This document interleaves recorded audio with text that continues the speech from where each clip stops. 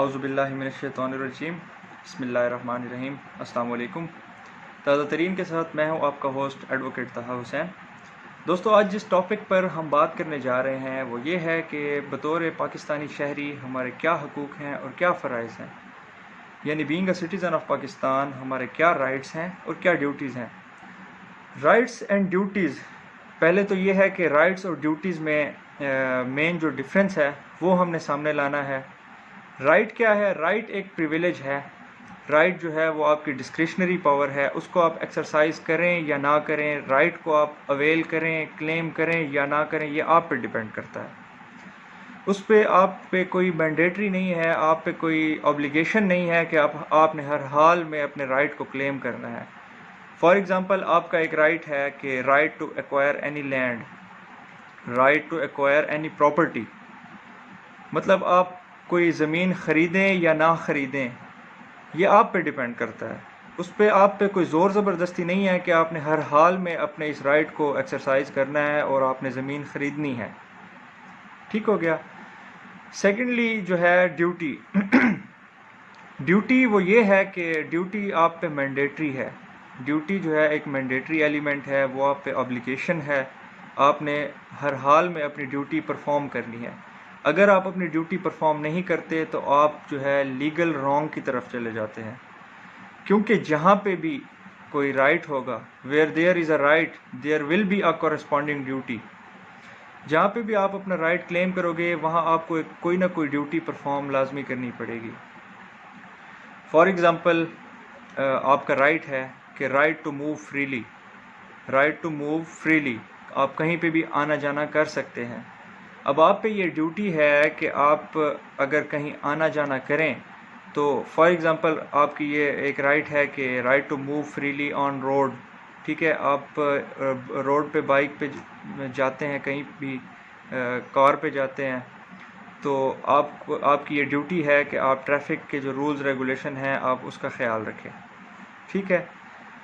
اگر آپ اپنے رائٹ کو کلیم کر رہے ہیں تو آپ کو ساتھ ہی آپ کی یہ ڈیوٹی ہے، آپ ڈیوٹی باؤنڈ ہیں کہ آپ دوسرے کے رائٹ کو وائلیٹ نہ کریں، آپ دوسرے کے رائٹ کا بھی خیال رکھیں۔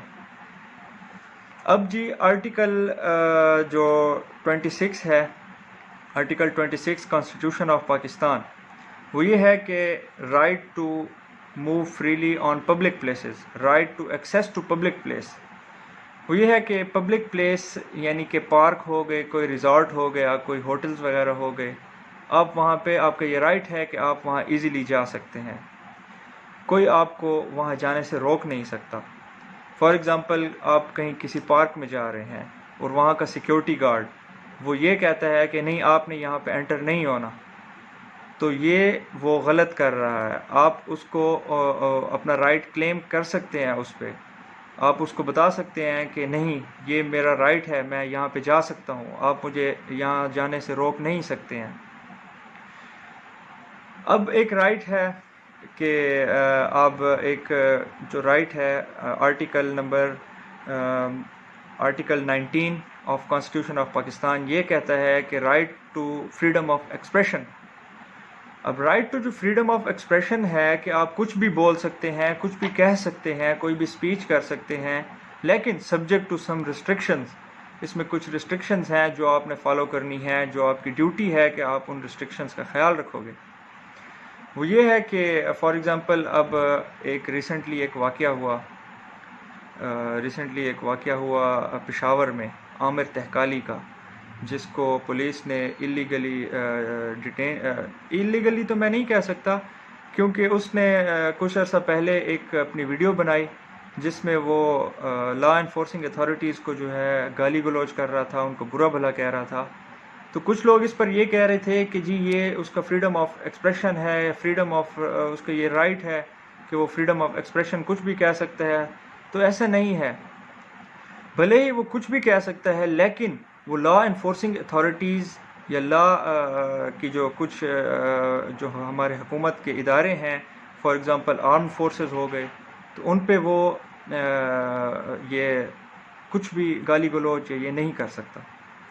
عامر تہکالی نامی لڑکے کو پولیس نے اریسٹ کیا چونکہ اس نے ایک ویڈیو میں لا انفورسنگ اتھارٹیز کو گالی گلوچ کیے تھے اور ان کو برا بھلا کہا تھا، اس پہ پولیس کا رویہ بھی غلط تھا، اس پہ پولیس کا جو رویہ تھا وہ بھی اللیگل تھا.